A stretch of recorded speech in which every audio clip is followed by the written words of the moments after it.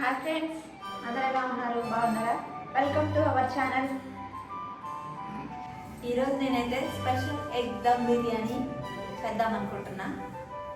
చూసేద్దామండి. ఫస్ట్ దీనికి 1/2 kg rice అయితే తీసుకుంటున్నా ఫ్రెండ్స్. ఇవి బాస్మతి రైస్ కాదు, మామూలు రైసే. మామూలు రైస్తో కూడా చేయొచ్చు, బాగుంటుంది టేస్టీగా. మొత్తం 1-2 సార్లు శుభ్రంగా వాష్ చేసి పెట్టుకోవాలన్నమాట.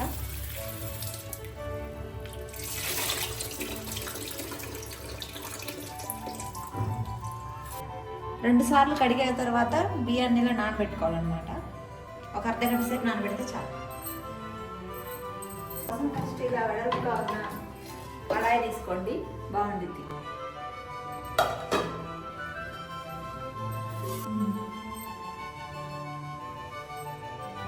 ఒక గ్లాస్ రైస్కి 3 గ్లాసులు వాటర్ తీసుకోవాలి. దీంట్లో ఈ పలావ్ దినుసులన్నీ వేయాలి. చెక్క, ఇలాచి, మరాఠీ మొగ్గ,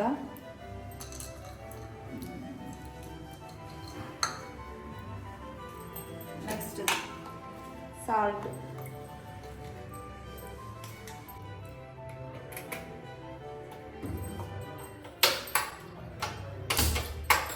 అంతే.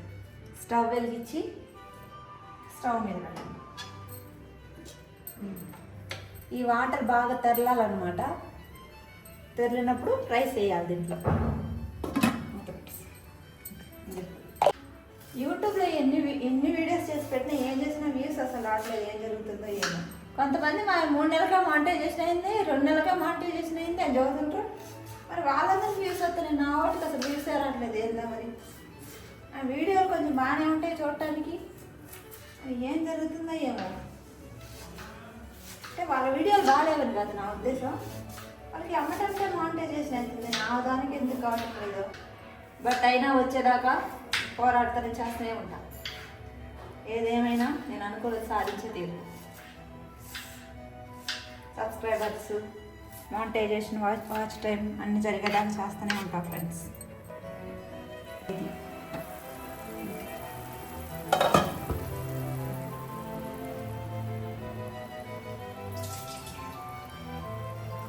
వాటర్ అయితే ఫుల్గా బాయిల్ అయిపోయింది బాగా. ఇప్పుడు ఈ రైస్ ఇలా వేస్తారు.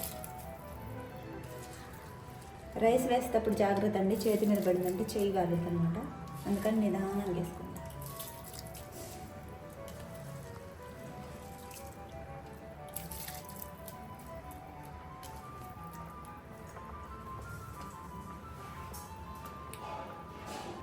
ఇవన్నీ తీసేయండి ఇలా. ఇవన్నీ ఏం అవసరం లేదనమాట, మొత్తం తీసేయాలి.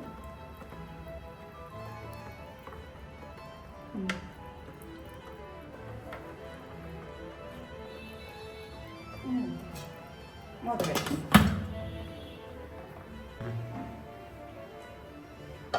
అన్నం అయితే ఇలా ఉడకాలన్నమాట. ఈ బిర్యానీ బాగుండాలంటే ఇక్కడే మెయిన్. అన్నం ఎలా ఉడికిందనేదే మెయిన్. అన్నం కొంచెం ఉడికిపోయిందనుకో మెత్తగా అయిపోయింది. ఇప్పుడు ఇది గంజి వార్చి ఇంకా రైస్ అంతా పక్కన పెట్టేసుకున్నాం. రైస్ని ఇలా గంజి వార్చిన తర్వాత తీసి వేరే ప్లేట్లో పెట్టుకోవాలన్నమాట ఇలా. ఎందుకంటే దాంట్లోనే ఉంచితే అన్నం మెత్తగా అయిపోయింది. ఇలా పక్కన పెడితే పొల్లుగా బాగుంటుంది అనమాట. బిర్యానీకి అన్నం ఎప్పుడు రైస్ ఇలాగా పొల్లుగానే ఉండాలన్నమాట. ఓకే, నెక్స్ట్ మసాలా తయారు చేసేద్దాం. స్టవ్ వెలిగించి కడాయి పెట్టాలన్నమాట. మనం దేంట్లో అయితే మసాలా ప్రిపేర్ చేస్తామో దాంట్లో ఆ కడాయి పెట్టేసేయాలి. ఫస్ట్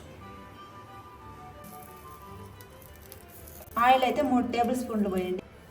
దీనికి కొంచెం ఆయిల్ ఎక్కువే పట్టుద్ది, ఎందుకంటే ఫ్రైడ్ ఆనియన్స్ వేయించాలి కదా ఇప్పుడు దీంట్లో. అందుకు 2 పెద్ద ఉల్లిపాయలని ఇలా స్లైసెస్గా కట్ చేసి పెట్టుకోవాలి. అలాగే 2 పచ్చిమిరకాయలు కూడా.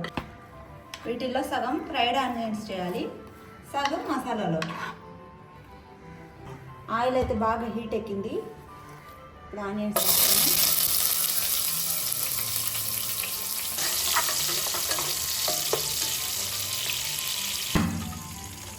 వంట బాగా చేయటంలో నా ఇన్స్పిరేషన్ జుబైదా అలీ గారు.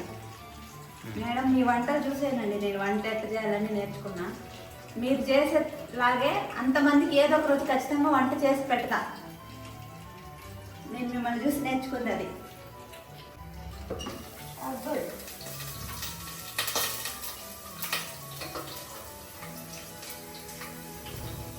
చేతులు బొబ్బలు ఎక్కుతాయి. అంటే 6 కోడిగుడ్లు తీసుకున్నా, వాటిని బాయిల్ చేసి తొక్క తీసి పెట్టినా అనమాట. ఇప్పుడు వాటికి ఇలా ఘాట్లు పెట్టుకోవాలి.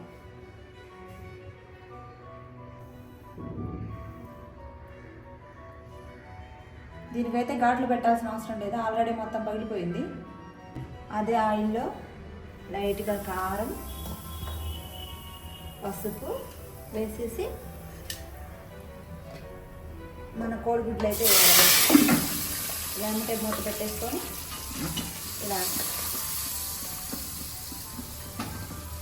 కోడిగుడ్డు ఇలా ఫ్రై చేసుకుంటే భలే ఉంటాయండి, తినడానికి బాగుంటాయి, టేస్ట్ కూడా బాగుంటుంది.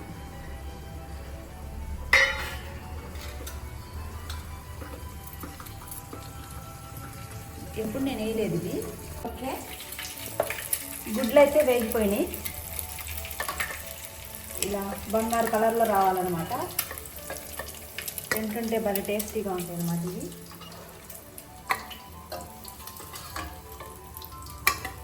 గుడ్లు ఎక్కువ వేసుకుంటేనే బిర్యానీ అనేది బాగుండిద్ది, కొంచెం కొంచెం వేసుకుంటే బాగోదన్నమాట.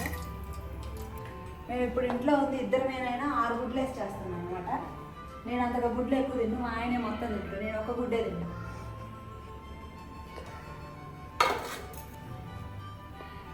ఓకే, ఇప్పుడు అదే ఆయిల్లో పచ్చిమిర్చి, ఆనియన్ ఇది కొంచెం బాగా ఫ్రై అవ్వాలి ఇవ్వాలన్నమాట.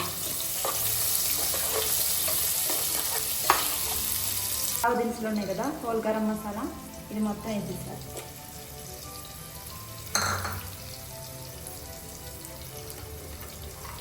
కొంచెం జీలకర్ర, కొంచెం జీలకర్ర,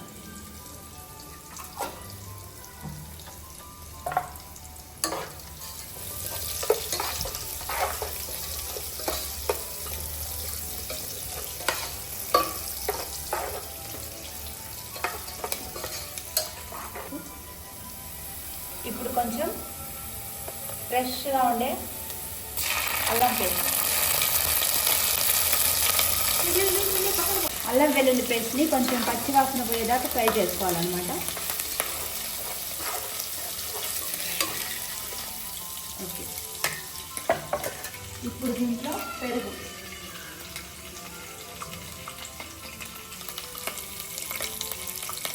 ఇలా తీసుకుంటున్నా. పెరుగు కంపల్సరీగా వేయాలండి. పెరుగు ఎందుకు వేస్తారంటే పెరుగు వేస్తేనే బాగుంటుంది, గ్రేవీ వచ్చింది అనమాట బాగా. దీంట్లో నుంచి పూర్తిగా ఆయిల్ బయటకు రావాలి, ఫ్రై అవ్వాలి బాగా. ఇప్పుడు కారం,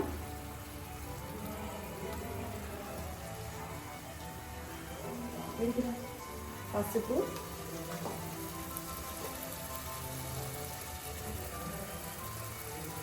ధనియాల పొడి, గరం మసాలా,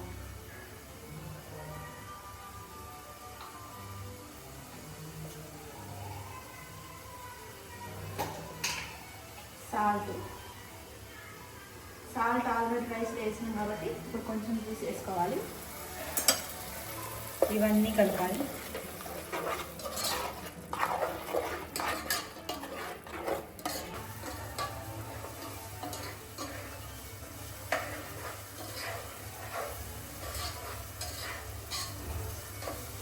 అలానే మనం ఫ్రై చేసి పెట్టుకున్న ఎగ్స్ కూడా వేసుకోవాలి.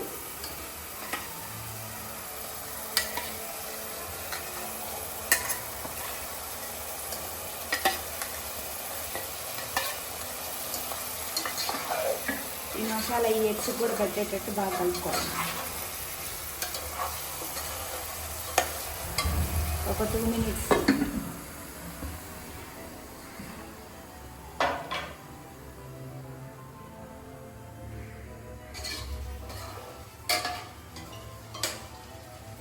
ఓకే,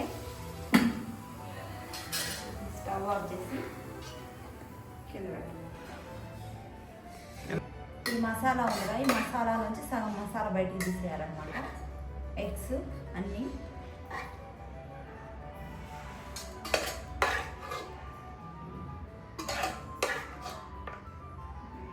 సగం నుంచి సగం తీసేయాలన్నమాట. ఎందుకు తెస్తున్నా అనుకుంటారు కదా, చెప్తా ఎందుకనేది. ఇలా ఉన్న మసాలాని శుభ్రంగా ఇలా 3 గుడ్లు 3 సైడ్లు పెట్టాలి. ఇప్పుడు మనం ముందే గంజి వార్చి పెట్టుకున్న అన్నం ఉంది కదా, అది ఇలా వేసేయాలన్నమాట.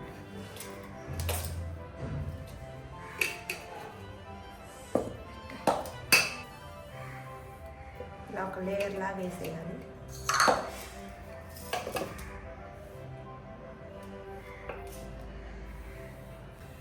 ఇప్పుడు ఈ ఫ్రైడ్ ఆనియన్స్ ఇలా వేయాలన్నమాట. మొత్తం ఇలా వేసేసి కొంచెం కొత్తిమీర, కరివేపాకు వేసేయాలి. ఈ మసాలా ఏదైతే ఉందో మనం తీసి పెట్టాం కదా, అది కూడా వేసుకోవాలి. మళ్ళీ ఇంకొక రౌండ్ అన్నం, ఇంకొక లేయర్ వేయాలన్నమాట.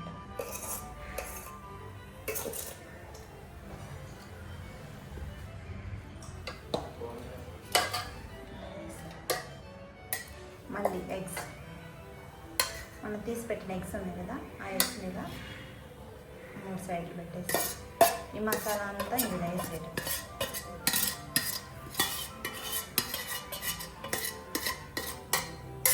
ఓకే, ఇలా వేస్తే భలే ఉండిద్ది. ఇక ఫ్రైడ్ ఆనియన్స్ మిగిలిన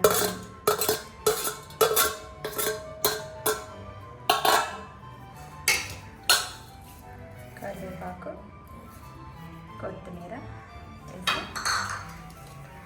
మిగిలిన అన్నాన్ని కూడా ఇలా పైన ఇంకొక లేయర్ వేయడం. చాలా అంటే చాలా బాగుంటుంది ఫ్రెండ్స్. బిర్యానీలో కల్లా అన్నింటిలో కల్లా నేను ఫస్ట్ నేర్చుకున్న బిర్యానీ ఇదే. అది యూట్యూబ్లో చూసినే. Thanks to YouTube.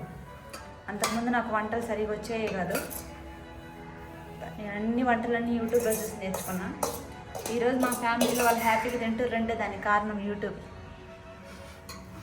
మా రాయేష్ కూడా చదువుతాడు, వంటలు నువ్వు బాగా చేస్తావు వదినా అని. అంతే, మూత పెట్టేసి ఇక దమ్ పెడదాం. రండి. మీ ఇంట్లో గోధుమ పిండి ఉండిద్ది కదా, దాన్ని ఇలా చిన్న ముద్ద చేసి ఆవిరి ఎక్కడి నుంచి అయితే పోయిద్దో దానికి అడ్డం పెట్టేసేయండి. అంతే, సింపుల్. ఫస్ట్లో నాకు అసలు వంట సరిగా వచ్చేది కాదండి. ఏ వంట చేసినా కానీ, ఆఖరికి పప్పు చేసినా కానీ ఏం తిట్టుంది, పప్పు తిట్టుంది అనేవాళ్ళు. వీళ్ళకేమో ఇంట్లో వంటలు తినే అలవాటు, నాకేమో వంట సరిగ్గా రావటం లేదు. ఏం చేయాలో నాకు అసలు అర్థం కాలేదు. అప్పుడు యూట్యూబ్ చూసి వంటలు చేయటం నేర్చుకున్నా. అప్పుడు అసలు లేవని చెప్పేవాళ్ళు. ప్రతి ఒక్క వంట చిన్న పచ్చడి ఉన్నా కూడా సూపర్ అని చదువుతారు. చాలా హ్యాపీగా ఉంది. దీనికంతటి కారణం యూట్యూబ్. మా రాయేష్ కూడా ఎప్పుడు చెప్తా ఉంటాడు, వంట నువ్వు బాగా చేస్తావు వదినా అని. నేను మిస్ అవుతున్నా అని కూడా ఎప్పుడు ఫీల్ అవుతుంటాడు. రాయేష్ నిన్ను కూడా మిస్ అవుతున్నాం మేము. ఇంకా నాకు ఈ వంటలన్నీ ఇంత బాగా రావటానికి, బాగా చేయటానికి కారణం కూడా జుబేదా మేడం గారు. మీ వంటలు నేను చాలా చూసి నేర్చుకున్నా. ఓకే, ఫైనల్లీ అన్నం అయితే రెడీ అయిపోయింది. చూసేద్దాం రండి. కింద నుంచి ఒక సైడ్ నుంచి ఇలా అయితే కలుపుకోవాలన్నమాట. ఓకే, రైస్ చూడండి ఎంత పొడి పొడిగా ఉందో.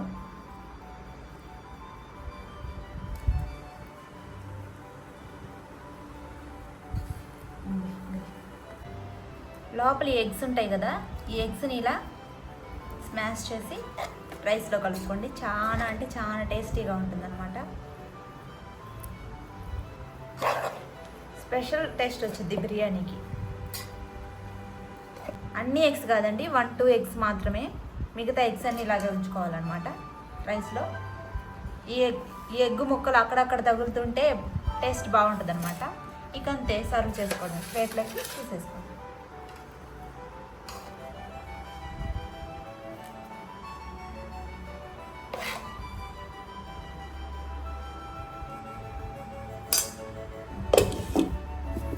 ఈ దమ్ బిర్యానీలోకి అయితే నేను గోంగూర చట్నీ చేశానండి. ఇది చాలా బాగుంటుంది.